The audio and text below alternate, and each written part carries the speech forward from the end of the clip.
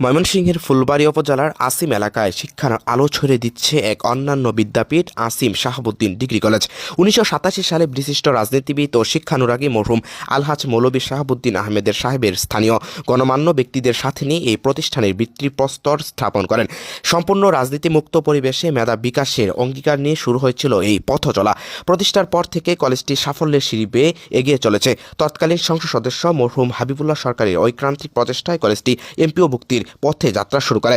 সময়ের সাথে সাথে এর পরিধি বেড়েছে। ২০০৯ থেকে ১০ শিক্ষাবর্ষে এটি ডিগ্রি পর্যায়ে উন্নীত হয়। আধুনিক শিক্ষার প্রসারে ২০১৭ থেকে ১৮ অর্থবর্ষে নির্মিত হয়েছে ৪ তলা বিশিষ্ট অত্যাধুনিক আইসিটি ভবন এবং ২০২০ সালে কলেজটি ডিগ্রি স্তরে এমপিও ভুক্তি লাভ করে।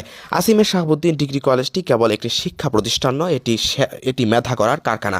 ফলাফলের দিক থেকে এটি জেলার প্রথম স্থানের গৌরব অর্জন করেছে। এমনকি ২০১৭ সালে উপজেলা পর্যায়ে কলেজ ক্যাটাগরিতে এটি শ্রেষ্ঠ শিক্ষা প্রতিষ্ঠান হিসেবে স্বীকৃত পায়।